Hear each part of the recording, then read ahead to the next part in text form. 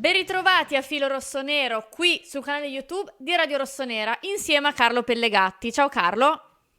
Buonasera a tutti, buonasera. Carlo, innanzitutto ti chiedo, abbiamo visto poco fa il tuo video, insomma, credo una grande emozione con i tre tulipani.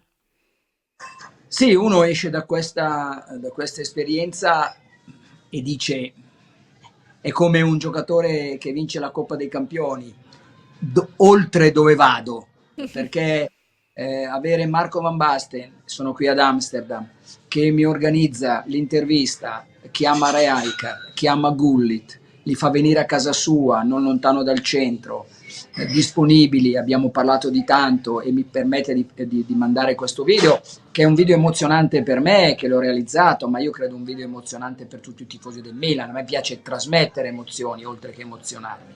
Quindi averli lì disponibili, tre amici, li abbiamo visti, sono indimenticabili, loro fanno parte della storia del Milan, rivederli ancora con le stesse espressioni, col solito modo allegro di Gullit, più pacato Rijkaard, ed è stata una grandissima emozione, un grandissimo sogno realizzato. Abbiamo lavorato, sai, ti fa anche piacere perché vuol dire che hai lavorato bene prima, che hai tenuto dei rapporti, sai, Certo. poi si anche, senza dire tante cose, magari dei confronti così, eh, indubbiamente è stato bello. Abbiamo parlato, se andate sul mio canale YouTube, attenzione perché abbiamo parlato del Milan del passato, non voglio spoilerare troppo, o meglio rivelare troppo, ma ha parlato Gullit, ha parlato molto di Zirkzee, che lo conosci molto bene, e Van Basten e Gullit hanno parlato di Leao. Van Basten dice ti posso solo dire questo, spero che il Milan torni grande, sentirlo dire da Marco Van Eh beh, Basten è meraviglioso.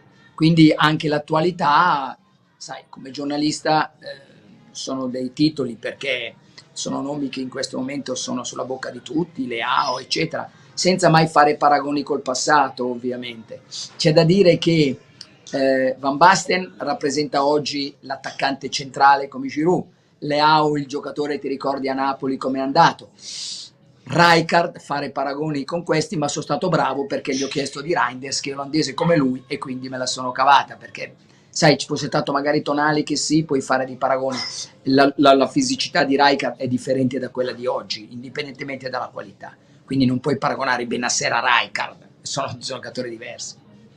Carlo, hai parlato di Zirkzee, e ovviamente è uno dei nomi caldi, no? Come dicevi anche tu di questo momento.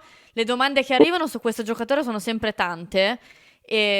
Ma secondo te, secondo quello che ti risulta, qual è la possibilità reale che questo giocatore vesta la maglia del Milan per la prossima stagione? Tesoro mio, la possibilità di mettere dai 60 e dai 50 ai 70. Mm. Io posso girarla a te. Che possibilità reale ci sia che il Milan metta 60-70 su un giocatore come Zirkzee o su Zirkzee? Non lo so, dipende da troppi fattori, dipende da se vogliono cambiare un po' la filosofia, se arriveranno degli investitori che ci possono permettere di andare oltre le nostre linee. Non voglio dire quella che è più facile, ma la immagini tu da dove potrebbero arrivare dei soldi, ma dato che è doloroso, perché dobbiamo addolorarci, Beatrice? Oppure ci sono altre, magari altri proventi, non diciamo altro, e quindi queste possono essere. Eh, bisogna tirare fuori quei soldi, Beatrice, non è questione che c'è possibilità che Pellegatti nelle prossime aste compri un cavallo di figlio di Galileo e di Inebol? Sì, se Pellegatti tira fuori 300, 400, 500 mila euro, li prende. Il problema è Carlo Pellegatti tira fuori 400, 500 mila euro per comprare il figlio di Galileo, e questa è la domanda. Carlo, ma ti faccio una domanda un po' spinosa. Hai parlato di cessione per cessione, cioè hai parlato di sacrificio per Zirkzee da quel punto di Non ho vista. parlato, ho fatto immaginare, Sì, non volevo. esatto, esatto. Ma tu lo faresti? Cioè, se ti dicessero eh, un nome a caso, il Milan vende Maignan, però prende Zirkzee. Che mi dici? Io ti dico, io vendo Maignan e prendo Zirkzee e Sesco, allora sì. Uno solo no. No, uno per uno non mi interessa. E neanche tre, e neanche il fustino. Mi dai 3 fustini per uno? No. Cioè, diceva Paolo Ferrari quando tu eri una bimba, forse. Tua mamma era una bimba, meglio. E quindi non, no, no, per uno no, non mi cambia la vita niente. Prendo un grande attaccante e perdo un grande portiere. Se invece prendo, cambio il modulo, ho Zirze che gioca in una certa maniera, perché Zirze non è un giocatore, no, ha la sua formula, il suo modo di muoversi, e prendo Sesco, cioè un centravanti, allora mi posso porre il problema. Ma Maignan non lo vendo neanche per 3 bravi. Mm. Io prendo Maignan, lo vendo, ne prendo 2 molto forti, cioè guadagno 100, ne prendo 2, uno da 55 e l'altro da 45, oppure uno da 55 e l'altro da 55 e gli metto dentro 10 milioni. Allora ci posso pensare. Uno per uno né Leao né Teo, no, no, uno per uno non mi interessa. Se prendo ma 2 forti forti però, non quelli di quest'anno. Quest'anni vanno bene, però io ho venduto Tonali, che secondo me non ha il valore di questi tre, anche se per noi era funzionalissimo, però non mi prendo ipotesi, vendo Messina, ne prendo Ghirassi, Oilund, quello lì bravo dello Sporting che ha giocato nel Lecce, Ghirassi un buon centravanti e magari Calafiori. Ho preso 3 giocatori bravi, 3 giocatori bravi. O Ferguson. Ecco, no, no, no, perché non, sì, sarò magari più forte nella quantità, ma comunque no, io no. Quelle perdite lì sarebbero difficili Devo da prendere, colmare. devo prendere due bravissimi, allora sì, ma 2 forti, molto forti. E allora ci posso pensare, uno no. Carlo, cambio discorso perché continuano, diciamo, a uscire voci, no, su possibili nuovi investitori. Poco fa ne hai parlato anche tu, ne hai accennato qualcosa anche tu. Cosa ti aspetti dal mese di marzo? Ma dicono che possa essere un mese caldo, però qui bisogna sempre stare attenti a parlare perché poi sembra di, vediamo, sembra che sia un mese, ma non voglio rovinarmi il sogno di oggi ad Amsterdam parlando di queste cose che portano sempre polemiche, eccetera. Vedremo. Si dice, fa molto clickbaiting parlare degli arabi, parlo anch'io degli arabi perché non è che sono il vergine che passa. Eh, Però sinceramente, se ti do la mia sensazione e il pensiero, Beatrice è suffragata dal nulla, chiedi al tuo regista, avrà un'idea, ma vale la mia, nel senso che va, ho letto e vediamo. Sembra, dicono che, boh, vediamo. Tanto To- come dico io, tempo è il padrone della verità, vedremo.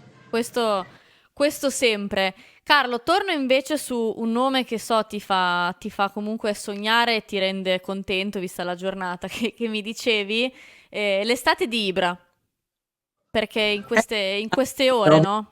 vedi Bea, stiamo parlando sempre di, che noi lo possiamo dire, però chi ci ascolta dice, beh, ma non lo sapete voi. Però anche qui Ibra Mm, influenzerà il mercato?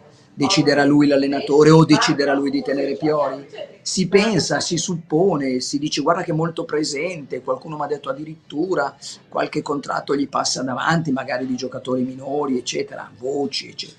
Però sinceramente non, adesso dirti che Furlani farà tot fra 3 mesi, che Ibra farà tot fra 3 mesi, che qualcosa come facciamo? Mi sembra più serio dirti così certo. e praticamente non dirti niente, che, cioè se sapessi che Ibra deciderà l'allenatore, deciderà, non deciderà niente, influenzerà, vediamo se influenzerà. Però sono pensieri così, ma figli delle sensazioni. Cioè, se io fossi in sede e vedessi lui che telefona a Tinti invece che a Branchini, invece che a Mendes, ti direi: no, guarda, l'ho visto, vedo che fa lui insieme a Moncada, ma non lo so. Si dice, Certo. è una possibilità. Molti dicono: vedrai che fra maggio parte l'era Ibra. Sì, si Però dice. come sempre anche qui dobbiamo aspettare. Purtroppo il Milan è una proprietà molto, diciamo, magmatica, cioè si muove molto con cambiamenti e cose. C'è lo stadio nuovo da vedere, gli investitori nuovi si arrivano, le posizioni, ma troppe, hai visto quante cose che in questo momento si stanno Sì, è un po' sviluppando. un calderone di cose che si devono definire. Diciamo, invece che calderone, usiamo una parola più bella. Vado, laboratorio. Un laboratorio, sì. Con molto serenità, devo dire, con molto ottimismo, è wishful thinking, credere quello che si desidera. Carlo, io con il laboratorio, che è una buona parola, meglio della mia sicuramente, hai ragione, ti saluto, ti ringrazio e do appuntamento domani con Pelle Rossonera e Simone Cristau. Un abbraccio, un buon saluto a tutti da Amsterdam.